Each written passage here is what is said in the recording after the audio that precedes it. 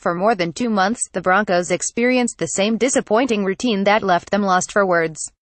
Early deficits fueled by turnovers would force their offense to move away from the run game and play catch-up. Opponents would attack Denver's defense differently because they held comfortable leads, and the score would often be out of hand by halftime. The Broncos had a habit of beating themselves before others could. But on Sunday, in a 230 shutout victory over the New York Jets, Denver flipped the script and showed a look that most believed had been lost in the Broncos' 8-game losing streak. It seemed like we figured out ways to beat ourselves week in and week out, and we knew that before we could beat anybody else, we had to stop beating ourselves, General Manager John Elway said on Orange and Blue Radio Monday. And that's what we did yesterday, and we played a good football game. When we play like we're capable of, we can beat anybody. Broncos quarterback Trevor Seaman throws in the first quarter against the New York Jets on Sunday. For the first time since Week 4, the Broncos didn't turn the ball over, didn't trail after the first quarter, and didn't one unit falter and eventually drag down the other two. They won efficiently and, after a trying season, it was frankly a bit jarring. In their previous 8 games, the Broncos dug themselves into deep ruts with interceptions and misreads, overthrows and fumbles, poor field position and general inefficiency. Falling behind early led to more passing, which led to turnovers and easy scores for opponents. But against the Jets, the Broncos adjusted. Interim offense coordinator Bill Musgrave relied more on heavier formations and less on 3 wide receiver sets. He committed to the run game, even when it didn't produce gaudy numbers. He helped Denver rediscover the offensive identity it had early in the season.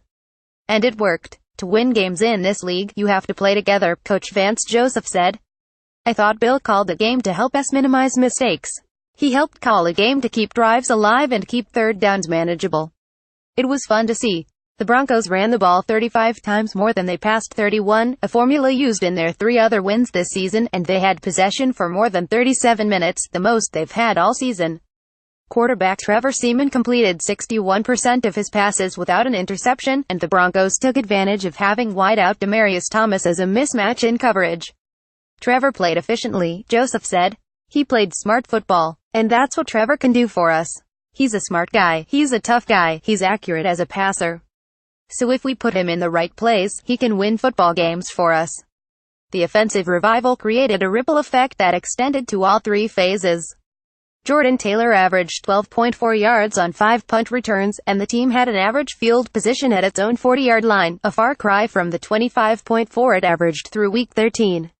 On defense, the Broncos not only shut out the Jets but held them to just 100 net yards. This is the same Jets team that pasted 38 points and 488 net yards on the Kansas City Chiefs a week prior. Our defense can be a difference with a lead because now we can dictate, not be so aggressive where we can give up a play or two, but where we can dictate versus pressure or coverage, Joseph said. That's when you're playing dominant defense. But why it all came together after weeks of losing, often by double digits, has baffled even those involved. I'm not sure, Joseph said. It's been a long time coming to try to find a plan that worked and to play so cleanly. But of all the numbers, one always seems to stand out. Not giving the ball away, it starts there, Joseph said. Not turning the ball over and taking it away 2 times. It was really flipped from what we've seen the last 2 months.